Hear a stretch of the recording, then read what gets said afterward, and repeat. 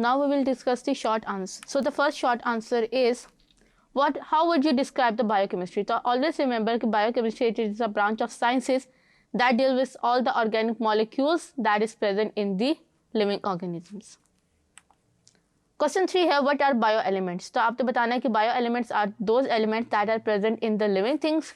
हमारा टोटल जो है वो आपके पास 92 एलिमेंट्स होते हैं, जिनमें से 16 जो हैं वो ह्यूमस के अंदर होते हैं और टोटल सारे लिविंग थिंग्स के अंदर 25 एलिमेंट्स जो होते हैं वो रिक्वायर्ड होते हैं. क्वेश्चन 4 है describe the chemical composition of the protoplasm. Chemically composition की अगर बात करें तो सबसे ज़्यादा जो होता है हमारे पास ऑक्सीजन होता है, कार्बन होता है, हाइड्रोजन होता है एंड देन नाइट्रोजन होता है. और इनको आप कंबाइन करने के बाद जो रिमेनिंग 5% बचता है उसमें हमारे बकाया एलिमेंट्स होते हैं, जिनमें calcium, iron, magnesium, chlorine, phosphorus वगैरह है.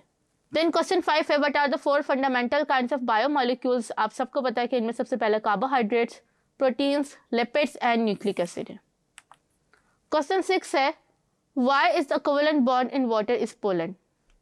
वाटर के अंदर कोवेलेंट बॉन्ड इसलिए पोलर होता है क्योंकि पानी के अंदर जो है वो ऑक्सीजन वो पार्शियली नेगेटिव होता है और जब वो हाइड्रोजन के साथ कंबाइन होता है तो इनका जो बॉन्ड बनता है वो बॉन्ड जो है वो आपका 104 होता है. ऑक्सीजन पे आपके पास पार्शियली नेगेटिव होता है और हाइड्रोजन के ऊपर आपका पार्शियली पॉजिटिव होता है. क्वेश्चन 7 है why water is regarded as the universal solvent. Water को यूनिवर्सल सॉल्वेंट इसलिए कहा जाता है because of its the covalent nature and hydrogen bonding. ये सारे चार्ज पार्टिकल्स को अपने अंदर डिसॉल्व कर लेते हैं. या अगर कोई मैक्रो मॉलिक्यूल्स होते हैं जिनके अंदर जो है वो नॉन पोलर कंपाउंड्स होते हैं लेकिन कुछ चार्ज प्रेजेंट होने की वजह से वो मैक्रो मॉलिक्यूल्स को भी अपने अंदर डिसॉल्व कर लेता है और आयंस को डिसॉल्व कर लेता है. सो दैट्स वाई आपके सारे रिएक्शन जो होते हैं वो वाटर के अंदर होते हैं. क्वेश्चन 8 है what is the importance of hydrogen bonding. Hydrogen bonding सबसे ज़्यादा इंपॉर्टेंट क्यों है?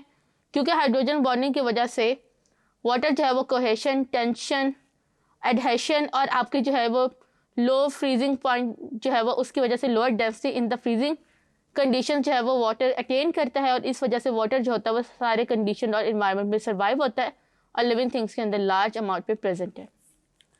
क्वेश्चन 9 है why very large amount of heat can increase very little temperature in the water.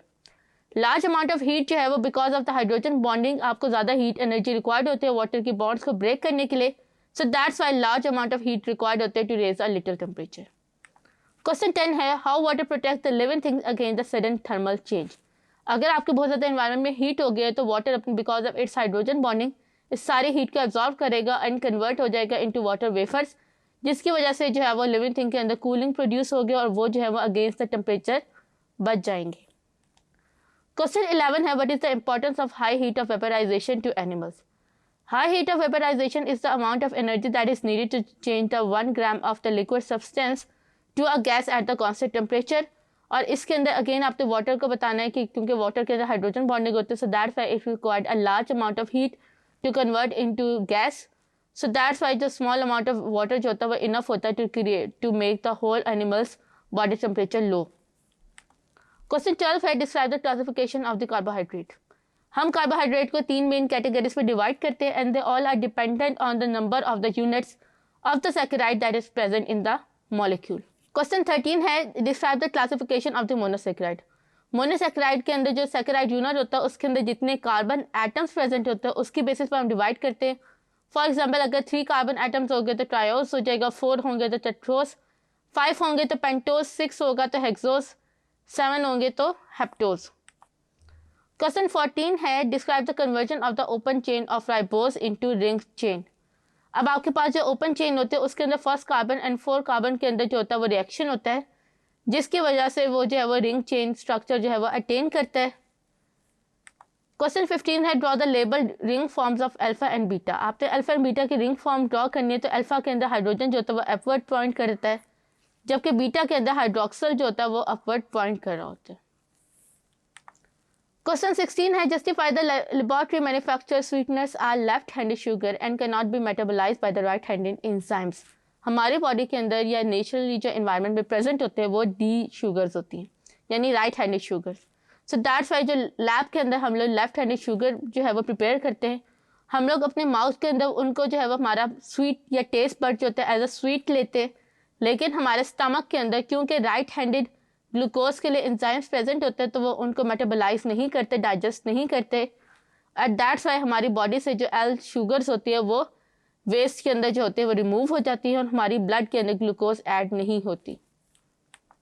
Question 17 है illustrate the formation and breakage of sucrose, maltose and lactose. सबसे पहले sucrose की बात करते हैं। इसमें जब हम इस ऑक्सीजन बॉन्ड को ब्रेक करने के लिए जो है वो वाटर ऐड करेंगे, वाटर ऐड करने की वजह से हमें दो कंपाउंड मिलेंगे, एक ग्लूकोज और दूसरा फ्रुक्टोज। देन माल्टोज के अंदर भी जो है वो हम लोग वाटर ऐड करें जिसकी वजह से हम लोगों को एक ग्लूकोज और दूसरा जो है वो भी ग्लूकोज कंपाउंड जो है वो मिलेगा।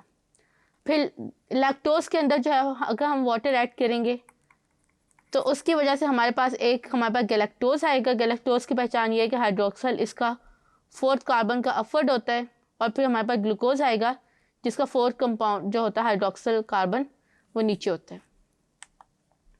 देन क्वेश्चन 18 है draw the structure formula of the amino acid. Amino acid के हर अमीनो एसिड के अंदर हाइड्रोजन अमीनो ग्रुप और कार्बोक्सिल ग्रुप जो होता है ये सेम होता है, जबकि जो चेंज होता है वो आर होता है और यही जो होता है वो अमीनो एसिड को उसका कैरेक्टरिस्टिक्स प्रोवाइड कर रहा होता है। क्वेश्चन 19 है describe the synthesis of the peptide bond. आपको पता है कि अगर एक अमीनो एसिड दूसरे अमीनो एसिड के साथ रिएक्ट करेगा तो यहाँ पे जो इसका हाइड्रोजन होगा अमीनो एसिड का वो जो है वो रिएक्ट करेगा और आपका जो है वो बॉन्ड क्रिएट होगा, यानी यहाँ से वाटर जो है वो रिमूव हो जाएगा और जो कार्बोक्सिल ग्रुप और अमीनो ग्रुप के दरमियान जो बॉन्ड होगा उसको हम लोग डाइपेप्टाइड बॉन्ड कहेंगे। क्वेश्चन 20 है describe the 4 type of structural proteins. पहले हमारे पास प्राइमरी स्ट्रक्चर होता है जो कि पॉलीपेप्टाइड चेन क्रिएट होती है आफ्टर द ट्रांसलेशन। वो जो अपना स्ट्रक्चर अटेन करते हैं because of the arrangement of the amino groups, वो हमारे पास जो होता है वो सेकेंडरी स्ट्रक्चर होता है और फिर वही सेकेंडरी स्ट्रक्चर जो होता है वो अगेन फोल्ड होता है because of the disulphide bridges, तो वो ग्लोबुलर शेप लेता है जिसे हमको टर्शियरी स्ट्रक्चर कहते हैं। और टर्शियरी स्ट्रक्चर के अंदर जो होता है वो एक जो क्वांटरी स्ट्रक्चर होता है उसमें एक से ज़्यादा जो होता है वो टर्शियरी स्ट्रक्चर यानी सब यूनिट्स प्रेजेंट होते हैं और वो ज्वाइन होकर जो है वो क्वांटरी स्ट्रक्चर क्रिएट कर रहे होते हैं। क्वेश्चन 21 है डिस्क्राइब द ग्लोबुलर प्रोटीन और फाइब्रस प्रोटीन। ग्लोबुलर प्रोटीन्स वो होते हैं जो कि आपका क्वांटरी स्ट्रक्चर अटेन कर रहे होते हैं और ये आपके मोस्टली हार्मोन, एंजाइम्स और एंटीबॉडीज़ वगैरह में प्रेजेंट होते हैं, जबकि फाइब्रस प्रोटीन जो होते हैं ये थिन फाइबर फिलामेंट की तरह होते हैं और ये सेकेंडरी स्ट्रक्चर में प्रेजेंट होते हैं और ये इनसॉल्युबल होते हैं एक्वस मीडियम में। क्वेश्चन 22 है describe the classification of the lipid. Classification of lipid में सबसे पहले आपके पास सिंपल लिपिड्स होते हैं जो कि एस्टर्स ऑफ फैटी एसिड्स हैं। कम्प्लेक्स लिपिड होते हैं जो कि एडिशनल ग्रुप अटेन कर रहे होते हैं फैटी एसिड और अल्कोहल का। Then we have the derived lipids जो कि डेरिवेटिव्स होते हैं सिंपल और कॉम्प्लेक्स लिपिड्स के। क्वेश्चन 23 है what is the role do lipid play in the living organism. हमेशा याद रखें क्योंकि ये लिपिड है तो ये इंसुलेशन होगी, हीट प्रोडक्शन होगी, वाटर प्रूफिंग होगी और आपके जो है वो केमिकल मैसेंजर्स वगैरह जो होंगे वो एनर्जी स्टोरेज कंपाउंड्स के तौर पे एक्ट करेंगे। क्वेश्चन 24 है why phospholipid form a thin layer on the surface of an aqueous solution. तो फॉस्फोलिपिड का अगर मैं स्ट्रक्चर ड्रॉ करूँ तो उसका ये वाला जो रीजन होता है ये हाइड्रोफोबिक होता है, ये जो होता है ये वाटर से अवे जाता है और ये जो होता है ये हाइड्रोफिलिक होता है। तो जब यहाँ पे अगर पानी प्रेजेंट होगा तो उस पानी के ऊपर जो हाइड्रोफिलिक होगा वह इस तरह से आ जाएगा और हाइड्रोफोबिक उससे अवे मूव करोगा, सो दैट्स वाई ये एक जो है वो थिन लेयर क्रिएट कर लेगा।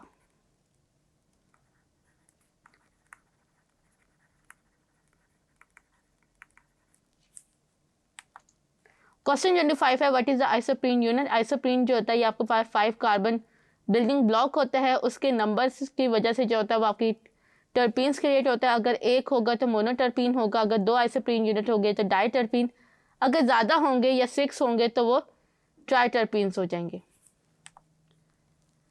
क्वेश्चन 26 है describe the steroid nucleus. Steroid nucleus के अंदर 17 कार्बन होते हैं जिनमें जो होता है वो 3 आपके 6 कार्बन होते हैं जबकि 4 आपका 5 कार्बन होता है और ये जो होता है ये आइसोप्रीन यूनिट से क्रिएट हुए हुए होते हैं।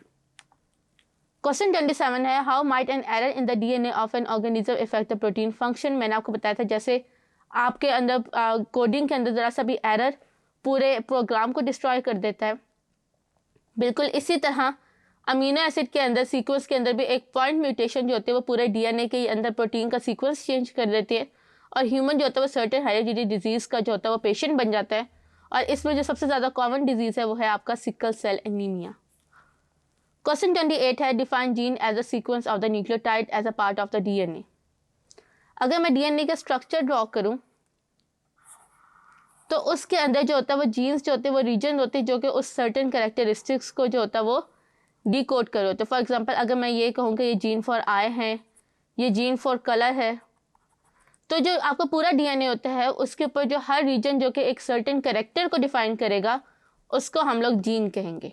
इसके साथ ही हमारे जो है वो शॉर्ट क्वेश्चंस कंप्लीट हुए। In the next video we will discuss the differences that is present in your short questions. Thank you.